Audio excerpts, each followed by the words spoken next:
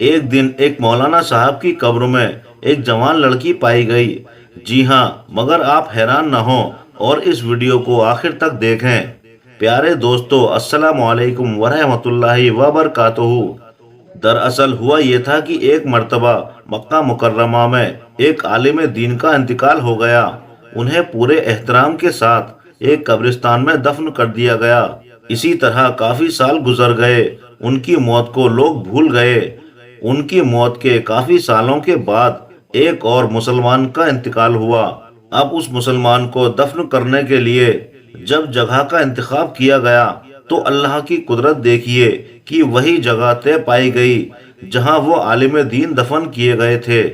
جب کھدائی شروع کی گئی تو وہاں اچانک ایک پرانی قبر پائی گئی، اور جب تک کھودنے والے کچھ سمجھ پاتے اس جگہ پر کئی کدالیں لگ چکی تھیں اور وہ قبر کھل چکی تھی۔ مگر جیسے ہی قبر کھلی ویسے ہی ایک عجیب و غریب منظر سب کے سامنے آ گیا۔ اس قبر میں ایک نہایت ہی حسین، جمیل اور خوبصورت لڑکی کی میت دفن تھی۔ اسے دیکھ کر وہاں موجود لوگ سخت حیران ہوئے۔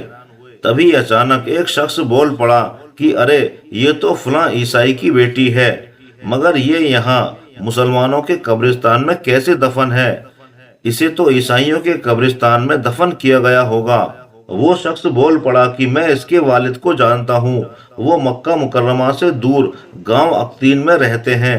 میرا ان کے ساتھ کافی وقت تک کاروباری رشتہ رہا ہے، مگر مجھے حیرت ہے کہ ان کی بیٹی اتنی دور مسلمانوں کے اس قبرستان میں کیسے دفن ہو سکتی ہے۔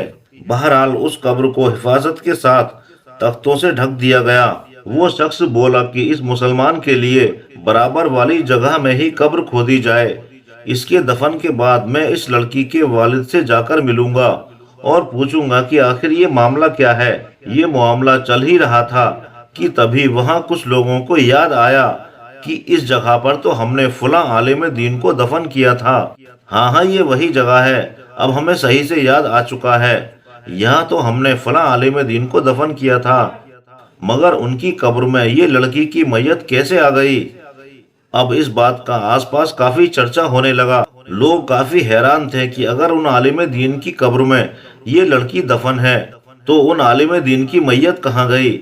خیر، اس مسلمان کو دفن کرنے کے بعد جب وہ شخص اس لڑکی کے والد کے گاؤں جانے کو تیار ہوا تو کچھ دوسرے معزز لوگ بولے کہ بھائی ہم بھی چلتے ہیں، دیکھے تو صحیح آخر یہ کیسے ہوا۔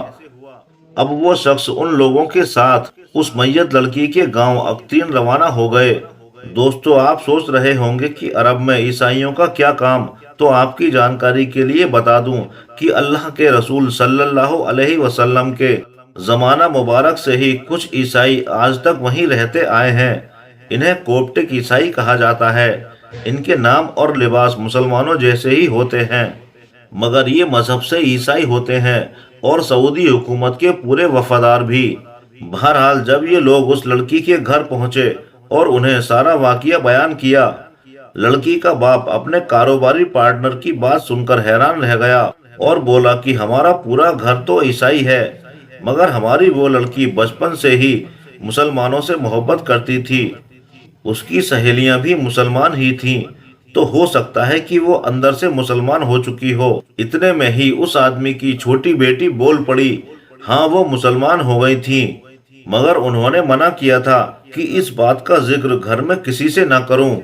اب لڑکی کے گھر والے تو عیسائی تھے، وہ مکہ مکرمہ نہیں جا سکتے تھے۔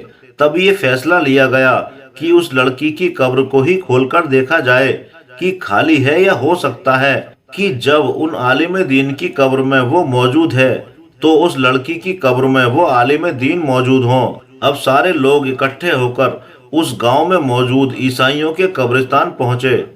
اس لڑکی کی قبر کو کھولا گیا اور جیسے ہی تابوت کھولا گیا تو اس میں ان عالم دین کی میت موجود تھی جو مکہ مکرمہ میں دفن کیے گئے تھے۔ سب لوگوں کے مشورے سے اس عالم دین کو واپس اسی قبر میں دفن کر دیا گیا۔ اب یہ لوگ حیران پریشان واپس مکہ مکرمہ آ گئے اور کافی باتیں ہونے لگیں کہ اس لڑکی کا مکہ مکرمہ کے قبرستان میں دفن ہونا تو اس بات کا ثبوت ہے کہ وہ ایک سچی مومنہ تھی، مگر عالم صاحب نے ایسا کیا گناہ کیا تھا جو ان کی میت کو مکہ سے دور عیسائیوں کے گاؤں کے قبرستان میں پہنچا دیا گیا۔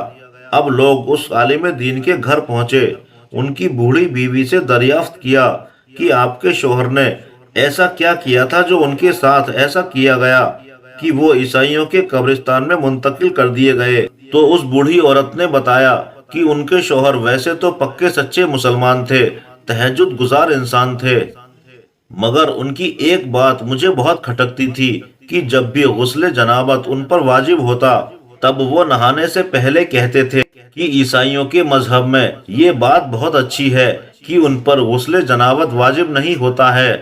ہو سکتا ہے کہ اللہ نے انہیں انہی لوگوں کے درمیان پہنچا دیا جن کے طریقے کو وہ پسند کرتے تھے اور غسل کا اسلامی طریقہ انہیں ٹھیک نہیں لگتا تھا۔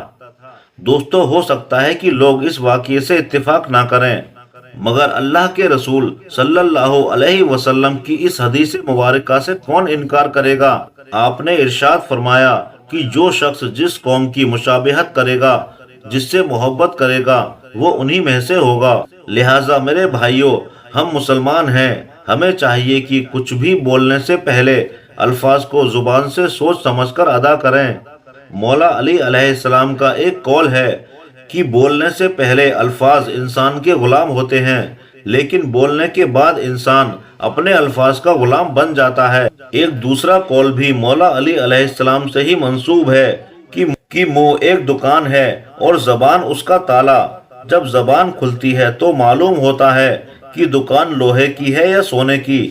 میرے بھائیوں، ہمارا غیر ذمہ دارانہ طریقے سے بولا ہوا ایک لفظ بھی ہمیں کہاں سے کہاں پہنچا سکتا ہے۔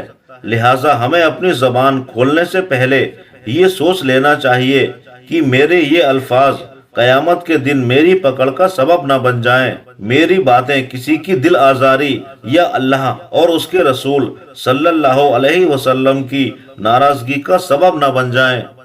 اللہ رب العزت ہمیں اپنی زبانوں کا صحیح استعمال کرنے اور شریعت کے مطابق بولنے کی توفیق عطا فرمائے، آمین یا رب العالمین۔ دوستو، ویڈیو کیسی لگی کمنٹس کر کے ضرور بتائیے گا۔ ایسے ہی عبرت ناک واقعات جاننے اور دیکھنے کے لیے میرے چینل کو سبسکرائب کریں۔ شکریہ، اللہ حافظ۔